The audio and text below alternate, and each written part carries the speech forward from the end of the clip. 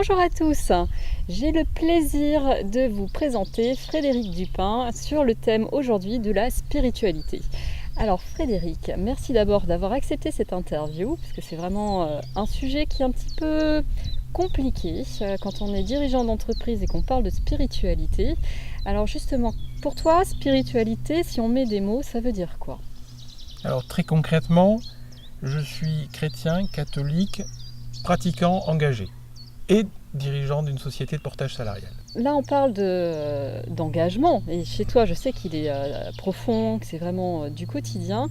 Justement, comment ça se traduit dans ton quotidien, à la fois au niveau personnel et dans ton entreprise? Comment tu concilies tout ça? Alors la spiritualité du chrétien s'articule autour de trois piliers. Un pilier qui est vraiment la spiritualité, la prière, le dialogue avec celui que nous appelons Dieu. Un pilier qui est l'action, donc qu'on va classer dans la miséricorde ou dans la charité, donc l'action auprès des autres. Et puis un pilier qui est lié à la parole, donc découvrir quel est le message que Dieu essaie de nous délivrer, à la fois à travers la Bible et puis à travers les écrits de tous les théologiens, de tous les philosophes chrétiens ou non, tout le message qui nous est apporté pour nourrir notre spiritualité. Donc en termes de l'entreprise, on retrouve ces trois piliers assez facilement. La prière, c'est une action je veux dire, quotidienne et presque continue du dirigeant chrétien, qui prie au moment de prendre une décision, qui prie au moment de rencontrer une personne, au moment d'entamer une relation, qui prie aussi à des moments fixes, le matin, le soir, le dimanche. Donc la prière est une action qui ne se dissocie pas de la vie de l'entreprise. L'action, on va la trouver justement dans tous les engagements que le chrétien va pouvoir avoir dans son entreprise et à l'extérieur. Donc dans l'entreprise, c'est comment je gère mon entreprise, qu'est-ce que je veux en faire, comment je traite mes salariés, comment je traite mes clients, mes fournisseurs. Voilà, finalement des choses qu'on retrouve en dehors de l'univers chrétien et donc qui rendent la vie plus facile. Et puis après, la partie qui est le plus externe à l'entreprise, c'est le temps qu'on va passer à essayer de découvrir et de comprendre la Bible, où là c'est plutôt du temps qui est pris personnellement, à travers soit des formations qui sont données par tous les acteurs du monde de nos spiritualités, soit des démarches qu'on peut faire volontairement et spontanément. Dans cet engagement que tu mets à la fois dans ta vie personnelle et dans ta vie professionnelle, qu'est-ce que tu en as retiré? Juste, enfin, ça t'a apporté quoi par rapport peut-être à quelqu'un qui n'aurait pas tout ça avec lui? Alors, on va commencer par ma vie personnelle, puisque la spiritualité n'est pas un module optionnel de ma vie, c'est au cœur de ma vie, c'est central en fait. La spiritualité chrétienne revient quand même à mettre Dieu au centre de nos vies et de l'ensemble de notre vie dans toute sa cohérence. Donc la vie familiale, la vie professionnelle, la vie de loisirs, etc.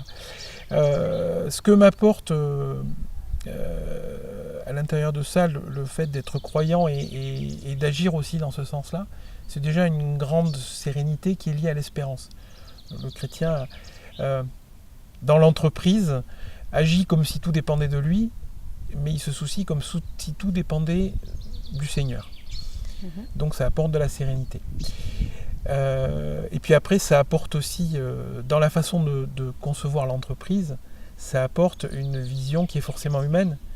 Une entreprise à dimension chrétienne va forcément avoir le souci du développement de chaque collaborateur, de son bien-être, à la fois dans l'entreprise et à l'extérieur de l'entreprise. Donc on va, très concrètement, on va avoir tendance à aménager les horaires pour que les mamans puissent s'occuper de leurs enfants avant ou après le travail.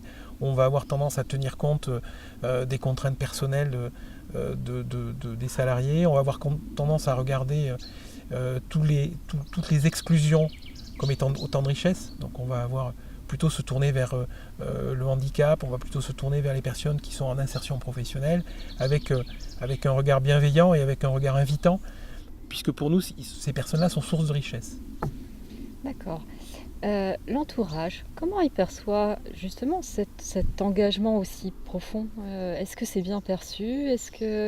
Comment c'est vu finalement? Alors, j'aime à croire qu'il y a une grande bienveillance de la part de l'entourage. Euh, de manière générale, j'impose pas ma façon de voir et j'impose pas mon engagement chrétien aux personnes qui viennent me voir, que ce soit au travail ou à la maison.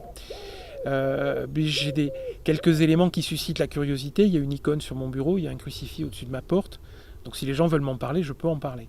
Tu restes ouvert, mais sans obliger. Sans obliger. Et les gens voient forcément ces indices et souhaitent en parler ou pas. Après, il y a quand même, au-delà de ça, il y a un devoir de chrétien qui est le devoir d'être témoin de la présence de Dieu dans nos vies. Et donc ça se traduit par une obligation d'exemplarité, une obligation de vigilance. Et là, je peux effectivement commencer à imposer dans la relation qu'on peut avoir avec des clients ou qu'on peut avoir avec des salariés. Je peux imposer l'équité, je peux imposer l'honnêteté, je peux imposer... parce que c'est des valeurs que je défends et parce qu'en tant que chrétien, j'ai ce devoir de vigilance et d'exemplarité. Donc on pourrait aussi parler d'intégrité entre ce que je dis, ce que je pense et ce que je fais. Voilà. Et là, effectivement, on peut tomber sur des points d'achoppement avec mon environnement, avec les gens de mon entourage. Et je peux me trouver dans la situation de ne pas travailler avec quelqu'un parce que ces valeurs se reflètent pas dans ce que moi j'essaie de faire. D'accord. Il y a peut-être des dirigeants qui aujourd'hui n'osent pas afficher, alors peu importe leur croyance envers la spiritualité, quels sont les conseils que tu pourrais leur donner? S'il y avait trois conseils, tu leur dirais quoi? Alors le premier conseil, si on ressent un besoin de spiritualité, quelle que soit son orientation, quelle que soit sa tendance, il ne faut pas hésiter. Il faut creuser, il faut aller voir ce qu'il y a derrière, il faut comprendre. Qu'on ait envie d'être chrétien, bouddhiste, musulman, il faut aller voir, il faut s'intéresser, il faut creuser, il faut y consacrer du temps, de l'énergie, il ne faut pas hésiter. Oser quelque part à passer ce pas. Voilà. Un deuxième conseil, ce serait de ne pas rester seul. De ne pas s'isoler dans sa spiritualité. On n'est pas... Alors, les chrétiens, on dit toujours qu'on n'est pas chrétien tout seul. On est chrétien parce qu'il y a une communauté, parce qu'il y a d'autres personnes. Dans toutes les formes de spiritualité auxquelles moi je suis capable de souscrire ou dans lesquelles je suis capable de me reconnaître, le lien aux hommes est très important. Donc il faut trouver, dans la spiritualité à laquelle on s'intéresse, il faut trouver quels sont les groupes qui se réunissent et qui en parlent et qui échangent là-dessus. Alors les chrétiens, c'est facile parce qu'on peut se retrouver le dimanche à la messe. Et de là, on peut trouver beaucoup d'autres pistes. Et puis les dirigeants ou les cadres chrétiens ont des associations, des entrepreneurs et dirigeants chrétiens, EDC. Et puis le mouvement chrétien des cadres, qui s'adresse plutôt à des cadres en position de responsabilité ou pas, mais les EDC sont plutôt à destination des dirigeants des entreprises. Est-ce que tu as un dernier conseil par rapport... Oui, je crois qu'il est très important de ne pas imposer sa spiritualité à son entourage et surtout dans l'environnement professionnel. D'abord parce que c'est dangereux. Et puis c'est intrusif. On se doit toujours de respecter ce que peuvent penser nos collègues, nos clients, nos fournisseurs, toutes les parties prenantes de l'entreprise. En imposant, on fait plus de mal que de bien, on se fait du mal à soi, on fait du mal à ses collègues et on fait aussi du mal à quelque chose qui nous dépasse, qui est plus grand que nous, qui est la spiritualité qu'on défend et sur laquelle on s'implique. Donc c'est très important de ne rien imposer. D'accord, donc si je reprends finalement trois grands conseils qui te semblent vraiment importants, c'est donc d'oser, en tout cas, aller vers.